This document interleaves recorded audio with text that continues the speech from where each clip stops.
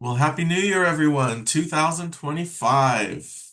I began my career in public transit, I'm not ashamed to say, in 1998. So maybe it's more than 25 years, isn't it? Wow. Time flies. I had a lot more black hair. It's a little gray now. Um, but I'm wiser, right? More knowledgeable. And I try to share all of that with you, all of my knowledge, my experiences, the work that I have done projects and my understanding of ADA regulations in particular, right? I think that's something that we are always striving to learn and understand more. And as those of you that have taken my trainings know, I talk about choices in ADA compliance, right? There are lots of choices, um, lots of terms that are not specifically defined for us. I've been getting emails the last few days from people asking about large wheelchairs or riders that, along with their wheelchair, are very heavy and difficult, if not impossible, to assist. And what do we do about that? So I think that maybe this is a great way to kick off the new year, and for us to gain a better understanding.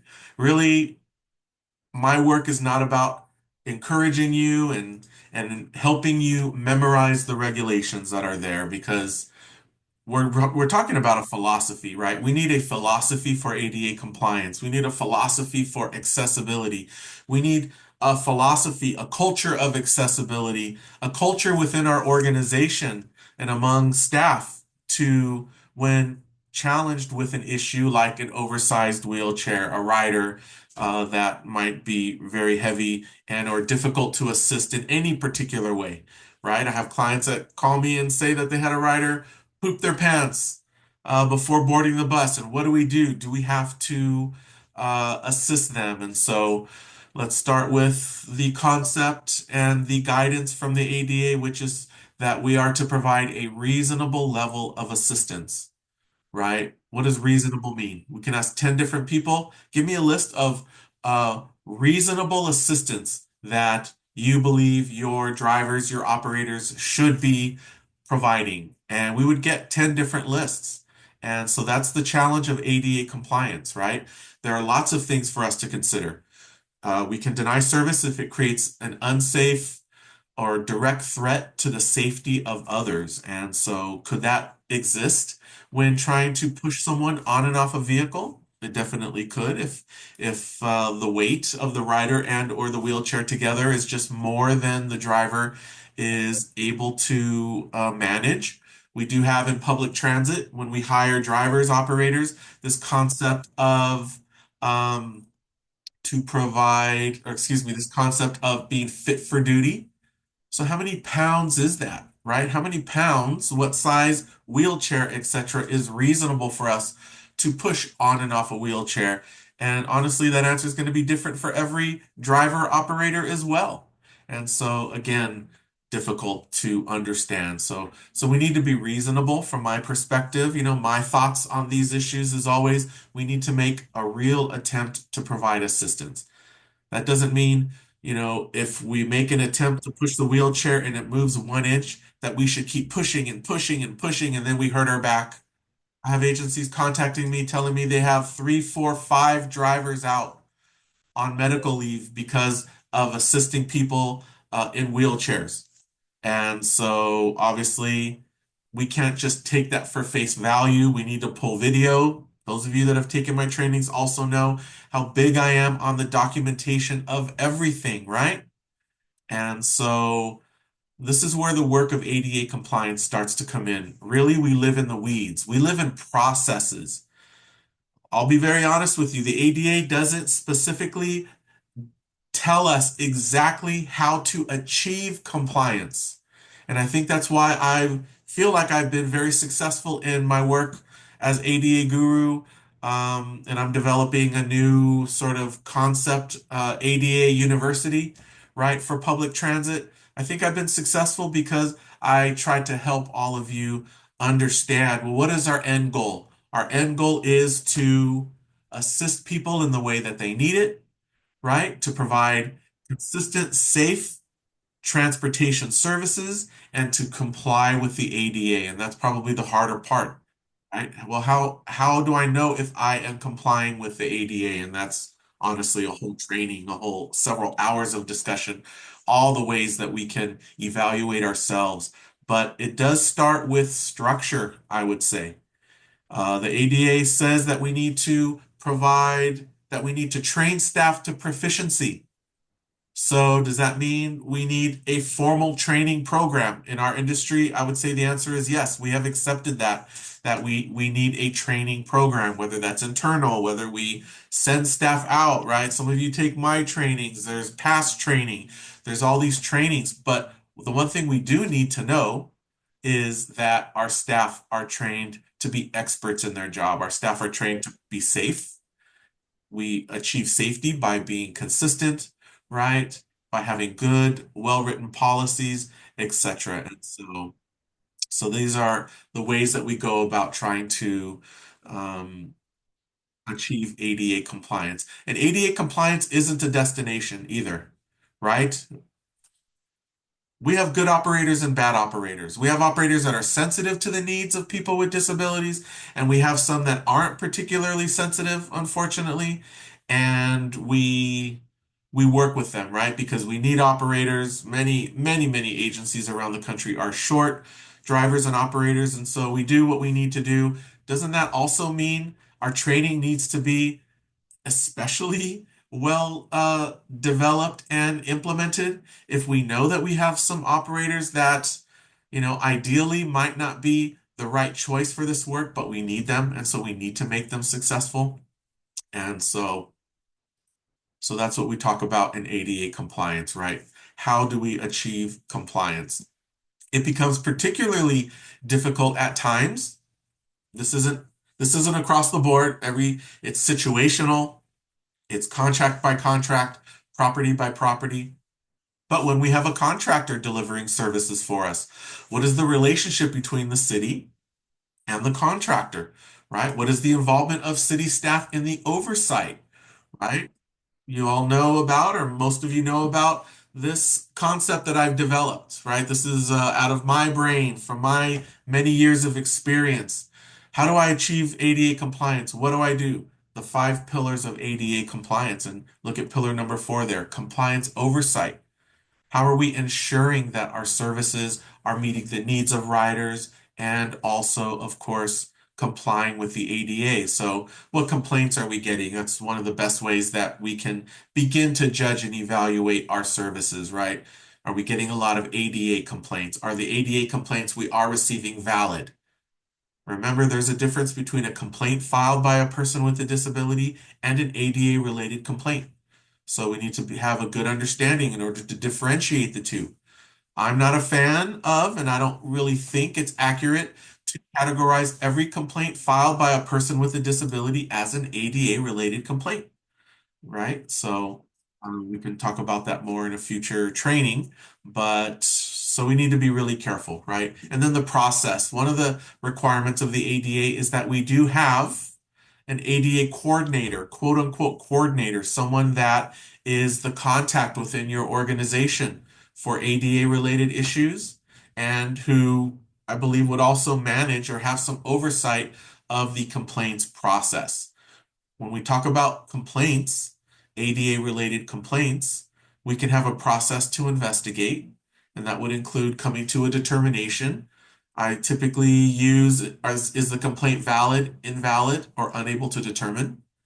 And then who's watching that process to ensure that the complaints are being investigated properly? As I've also shared in the past, in my experience, at least 50% of ADA related complaints have more than one ADA element in it. I'm a huge fan, and all of my clients, I really try to encourage strongly to have a system, a process for capturing all of the ADA elements within a complaint. So I could have 50 complaints a month, but I could have 75 or 95 or 188 elements within those complaints. And so that changes my data, doesn't it? And now I can even have a determination for each ADA complaint element. The driver was rude. Well, ADA says we need to be courteous and respectful at all times, so we could consider that to be an ADA violation. I asked them to attach my seatbelt. They didn't. I and they only secured the front wheels of my wheelchair. That's like three ADA elements right there. It would be a shame to lose those, right? And so, really quickly, of course, the five pillars of ADA compliance, we have the built environment. We need to have accessible facilities, accessible vehicles, policies and procedures. This is where we start getting into the structure, right? I love policies. Why? Because they tell your staff exactly how to be successful. If you do these things, you will be successful. I think that's obviously very, very helpful. And when we have policies and steps that we follow, we have consistency, and consistency, when done properly, right, leads to safety and compliance and all of the things that we are dedicated to provide and to achieve. Number three, training staff to proficiency, right? Lots of different ways to train staff. There are some very structured, formal programs and some that are less formal. Okay, you're riding with maybe the trainer for a week and you're sort of learning on the job, right? So there's no perfect system for training necessarily, especially because we know people learn differently. My son, he's 15, he's in high school. He is not the kind of learner to sit in a chair all day and take notes and then take these tests. He's more of a communicator. He likes to be up and about. He likes to do projects, right? Work in groups. That's quite frankly sounds a lot like my experience in public transit. Working with groups, right? Projects. That sounds a lot more like public transit and maybe many industries than simply sitting at a desk and listening to someone lecture and then regurgitating it back. You know what I mean? So we should apply that to our drivers and operators and other staff as well. What is the best way that they learn? That would be very interesting. That's sort of a concept that I'm developing right now for a future training, different approaches or developing different tools to use, including an evaluation when we begin, maybe before we begin training new staff, an evaluation to determine the ways that they learn most successfully. And so uh, definitely, I think something that could be very helpful because we do need to revolutionize training in public transit. I feel very, very strongly about that. The way we've been doing it, which in my experience, and the larger the agency, this definitely seems to be the case. Again, my experience, it's very military-like. And I don't know that that works for people that learn differently, and I don't know that that necessarily works very well for the new generation coming in. Different skills, different abilities, different interests. So we need to move along with that. Do we have someone that unmuted yourself? You have a question or comment? No? Okay. So very important that we understand who we are working with, who we are hiring, who we are training, how they learn, and all of these things come into play when we are working towards ADA compliance. And so I wanted to pull up the ADA circular for you. So I'm going to stop sharing here. If anyone has a question on anything, any incidents you've had recently, please do feel free to share or ask a question. And I'm going to show you how I use the ADA circular to go through some of these things. Here's a question from George. Hey, George, I don't know that we've met necessarily. Can we make it a company policy that it is a requirement to use lap and shoulder belt while riding our fixed route bus lines? Well, the answer is maybe, right? Anyone want to chime in on why it's maybe? What do we need in order to determine or order to have a policy that mandates the use of the lap and shoulder belt for people with disabilities? And here's an answer from Angie. Taken my trainings. The other passengers must also wear a seatbelt. So when we're talking about fixed route bus services, in order to require the rider in a wheelchair to wear the seatbelt at all times, there has to be a seatbelt at every seat on the bus, and your policy needs to require everyone to wear a seatbelt at all times. So absolutely, Angie, and thank you for those of you that chimed in on that as well. So I hope that makes sense, George. Most traditional fixed route buses do not come with, or we do not order them with seatbelts on every seat. And that's why we do not mandate or require that riders using wheelchairs wear their seatbelts on fixed route buses. Those of you know I was the ADA compliance manager for Los Angeles Metro, second largest public transit agency in the country by most measures. We were boarding when I left there in 2018, 145,000 riders in wheelchairs a month. Not unique riders, but 145,000 boardings.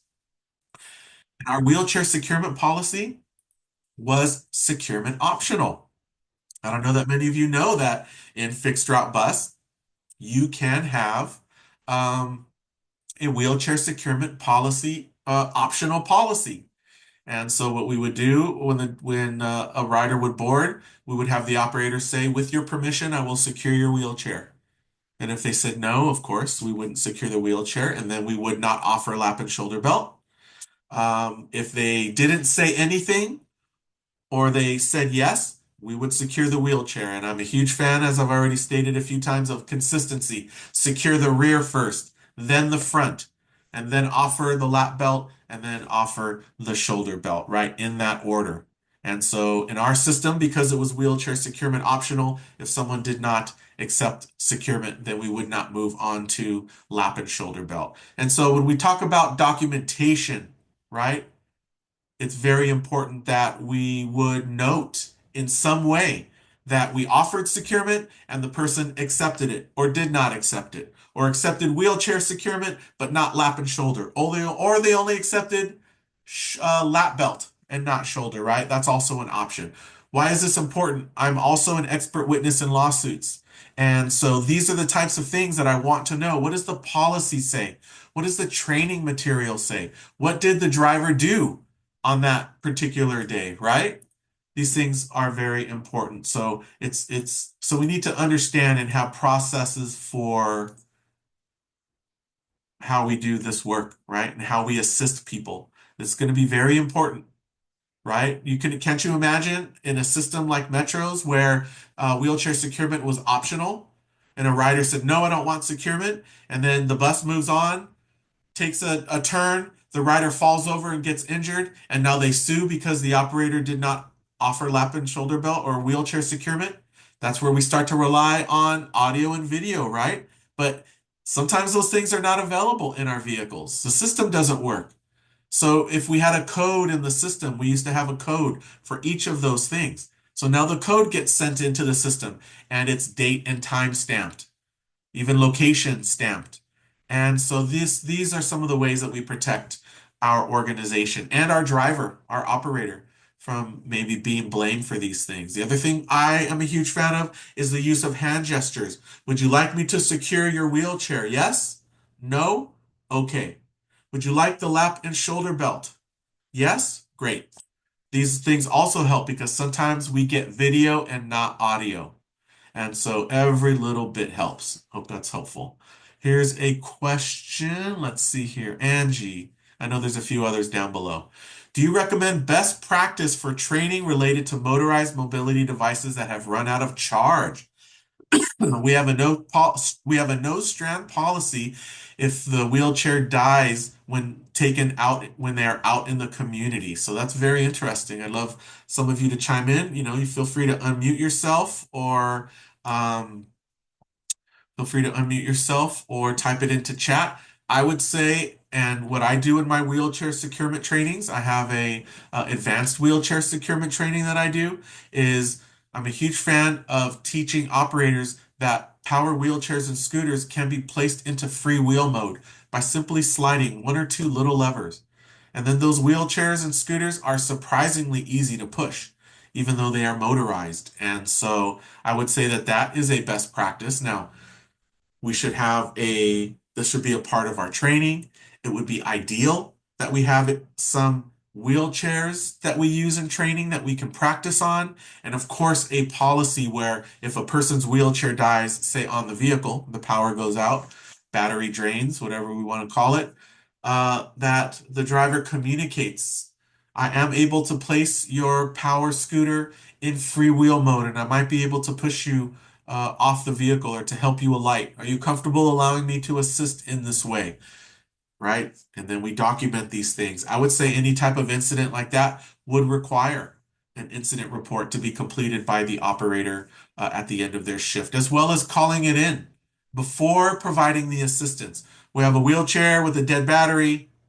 I've been provided permission to put the wheelchair into freewheel mode, or maybe that's a code, right? Lots of ways that we do that. So I would say that is a best practice or a practice that I would recommend. Always getting permission to do these types of things, right? And then documenting and then pulling the video to keep as well, right? There's never too much information. I hope that's helpful, Angie. Here's a question from Rachel. How do you effectively counter the idea that people using paratransit want special treatment while you're training? I've tried using the equity versus equality argument, but I don't know that it resonates. Let's see here. Well, I think we have to accept the fact that, at least in my experience and in my work, I come across many people with disabilities who believe that the ADA entitles them to have any level of assistance that they want, that they believe that they need or should have. And obviously, that is not the case. And so we need to have, we need to help those that we are training to have tolerance and understanding. We need to help them understand that people with disabilities have good days and bad days. We need to help them understand that people with disabilities, we need to provide a little more um, patience when working with them, and that anyone, not just a person with a disability, anyone can have an unreasonable request, right? And so these are some of the things that I would touch on. There are medications out there that make it very difficult for people to live their lives. Sometimes people with disabilities are just in pain all day, every day, and that might affect their mood. That might affect how pleasant they are. They may not. And let's be honest too, if we're doing this work because we want people to constantly be telling us how much they appreciate us, that's going to be a challenge. And I see my friend Kim Angel signed on here from North Carolina. Hello, Kim. Happy New Year. Thanks for being on here. So it's a Yes. challenge. Hey there. So it's a challenge, Rachel, to have the perfect training. I think maybe because we can't always reach everyone being trained, I think this speaks to the type of people we're hiring. If there's any way in our hiring process where we can identify or try to recruit people who are sensitive. There are people out there that are just naturally sensitive. I think those of us that have had a career in paratransit and especially worked directly with riders in any way, either as a driver or in marketing or whatever it might have been, operations, I think that we are sensitive to the needs of people with disabilities, and we work in paratransit because it's important to us that we are helping people and contributing. That has been my experience in our industry, and so if there are ways we can get the right kind of people into the job. I have a client, interestingly, and I've known of other agencies that have had this experience as well, where they hired, let's just say, in a year, they doubled the number of drivers that they had in the system when the year began. But because of attrition and who knows what other reasons, they lost just as many drivers that they hired. So uh, by the end of the year, they had a zero net gain in the number of drivers. Is that the training process? It could be. Is that the people that they're hiring and they're just not set up for success? They're not really interested in this work. It could be. Did they just take the job to get paid to go through training? There's so many possibilities, right? So this can definitely be an ongoing challenge.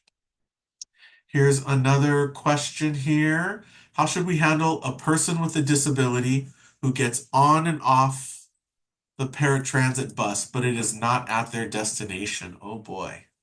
We had a situation where this escalated to a physical confrontation. Oh, I don't know why it would become physical.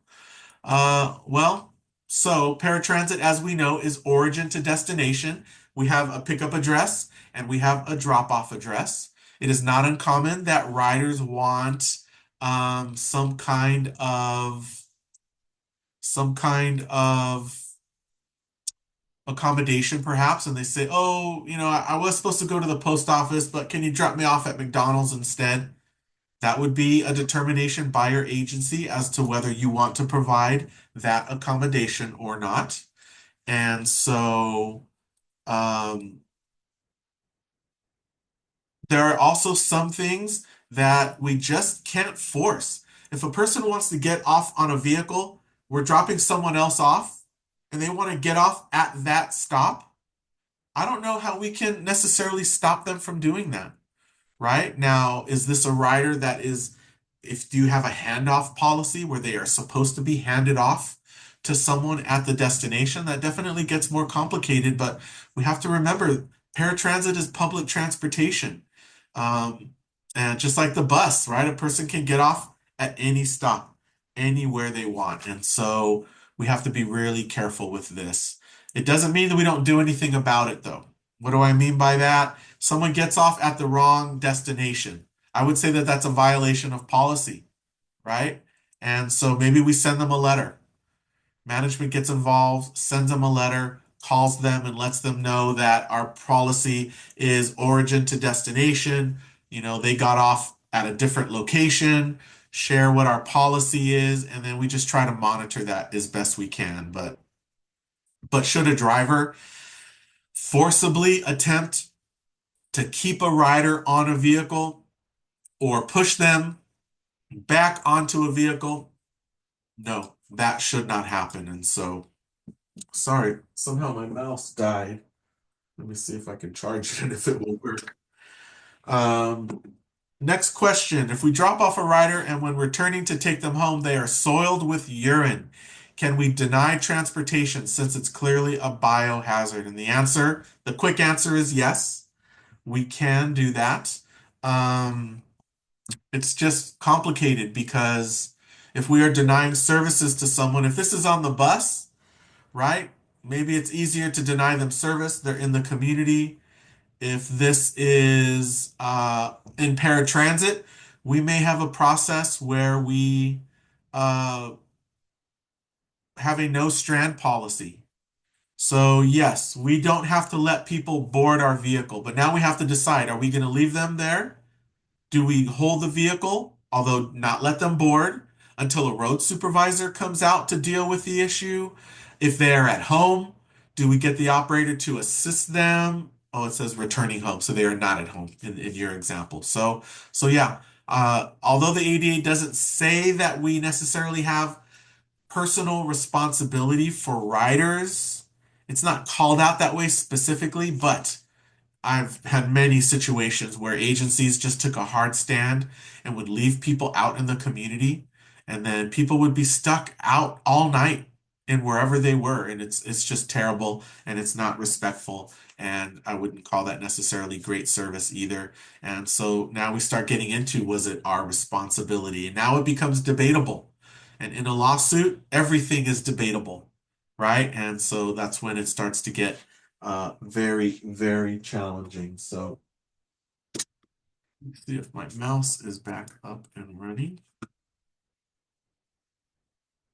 Oh, there we go. Lovely. A couple more here. Bonnie, hi Jess. We contract with our county to provide paratransit. We have a rider who is unable to carry any bags when shopping. The county has a policy that the riders must carry their own bags. Great question. There is no requirement in the ADA that says that drivers must carry bags or packages. You do not have to have a package policy. You could say that drivers, the policy is that riders must carry their own or be responsible for their own bags, luggage, etc. Do I think that that's a particularly friendly policy? I don't, right? Because we do want to create a service that meets the needs of people with disabilities, but I definitely understand concepts of wanting to keep our drivers safe, and often I see these policies that were a knee-jerk reaction when a driver attempted to do something like really unreasonable, like maybe carry a case of water bottles, those are really hard and awkward, and they got injured. and then all of a sudden a policy like this gets developed. So that's just what I've seen. Doesn't mean that that's what happened here in your county, Bonnie, but yes, the ADA doesn't require that. So I would say that that is a valid practice, although that could be what prevents someone from using your services, and that's another reason why I'm not a fan of that. You know, we can have a reasonable package policy that says a driver will assist with up to two grocery bag sized bags that weigh no more than 10 pounds, 15 pounds each, whatever it might be. Though that falls within fit for duty requirements, in my experience. And so that's where these choices start to come in, right? Here's someone from Smart Transit. Two questions. First, can we set a policy? No voicemail reservations for paratransit riders accepted outside of business hours. Also, door-to-door service. Is this mandatory? Oh boy. There are safety concerns. I get that. So let's go the second question first. If you are offering paratransit service, which it sounds like you are, then yes, door-to-door service is mandatory. It is called origin to destination in the requirements. And so if we go here, hopefully you see the ADA circular, right? Let me try to make that a little larger if I can.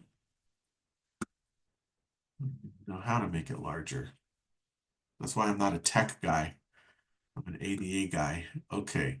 And let's go here to paratransit. There's fixed route, which is section chapter 6. Chapter 7, demand responsive, right? That is non-ADA required, demand responsive service. Chapter 8, complementary with an E, right? If it's complementary with an I, that means free. Complementary with an E means that it completes the system. Why does paratransit complete the system? We have fixed route bus, and then we have paratransit, and those are the services, the public transit services designed to meet everyone's needs, at least everyone's needs within reason, of course. And let's go here, looking through, and here we go. One of the first topics, origin to destination service 8.2. We simply click on that, it takes us right there. Origin to destination means providing service to the passenger's origin, from origin to destination, and it can be curb to curb or door to door, right? And then it starts getting into when is it door to door. We can have a base level of service that is curb to curb, however, when needed, and it is really the rider that determines whether they need door to door service. Now, I won't get into how we implement it, which is we need to keep our drivers safe. So even though it says door to door, it doesn't mean drivers need to assist someone into an unsafe situation, a dog off its leash, right? An unsafe ramp, taking an elevator up into an apartment building. So that's where our policies start to come in. But yes, in paratransit, we are required to provide door-to-door service. So I hope that answers your question there. Here we have a question. We have a wheelchair patron with a wheelchair is wider than the ramp on the bus. The rider is heavy, and we take the risk of our driver being injured. Absolutely. Yes. Well, as you know, I am a fan of making an attempt to assist every rider as long as it is safe to do so, right? And so in this particular case, we make an attempt to board them. The wheelchair is too wide and we can't board them. So that might mean that we need to deny services to them. And that's where management starts to come in as well. Probably we hold the vehicle, we send a road supervisor out, right? We communicate with the rider. The road supervisor observes that the wheelchair doesn't fit. So now there's the option of can the rider board separately from their wheelchair? This is allowed by the ADA. If the answer is yes, the rider can get out of their wheelchair or scooter, get on the vehicle. We can assist them with doing that, a reasonable, safe level of assistance. And then we fold the wheelchair and bring it on board. If it's a power wheelchair, if they allow us, we train our drivers to do this. We put the wheelchair into freewheel mode, and then we push it onto the vehicle and secure it. So there are lots of ways that we can provide assistance. It really just depends on the rider, the type of device it is, etc., etc. Again, a lot of if this, then that. is exactly why we need really good policies here, okay? So I hope that answers your question. There are always risks when we are assisting people with disabilities. We just need to minimize those risks. But we don't minimize them by eliminating assistance. Does that make sense? We need to assist people on and off the vehicle if it is safe to do so. We cannot have a policy that says that drivers will not push wheelchairs on and off a vehicle. That is throwing the baby out with the bathwater, as they say. It's situational. Yes, maybe someone that weighs 150 pounds in a manual wheelchair can be pushed on and off a vehicle by every driver we have. And maybe a rider that weighs 350 pounds in an oversized wheelchair, maybe only 10% of our drivers would be able to assist that person on and off a vehicle. It's situational. Okay, and so we need to make sure our policies and especially our oversight, right? The five pillars of ADA compliance. Pillar number four, compliance oversight. We need to be watching. We need to make sure that our drivers are doing what they need to be doing. And that's our road supervisors often doing that, right? And then we need to make sure that our road supervisors are being evaluated periodically as well. At least that is my advice, so that we know that things are being managed and supervised properly, okay? One last question here. You know, these are 30 minutes. We've gone a little long. Let's see here. Where can I go to see the most updated service level requirement for answering the reservation contact center queue? Oh, I don't think I answered that piece up here about no voicemail reservations for paratran. I am not aware, someone can please correct me, but I'm not aware of any requirement that says that you have to allow people to leave voicemail messages for reservations. Uh, the requirement that I am aware of that is in the ADA circular states that we need to have reservations in paratransit available at least during the same hours of operation as our normal transit office. Okay? We don't have to be taking reservations. And again, someone correct me if I'm wrong, but we don't have to take reservations uh, all the hours that our service is operating. It could be 8 a.m. to 5 p.m. and our service could be operating 6 a.m. to 10. But why do we have expanded reservation hours so that we can reduce hold times, which is a way that we measure ADA compliance, and so that we can kind of spread reservations out over the day. But yeah. All right, everyone. Well, I wanted to share something with you all really quickly. I am going to be doing a training in Hawaii. A lot of you have mentioned, like, I'd love to do training, but maybe in kind of a cool, unique environment. And so I hope all of you can see this flyer.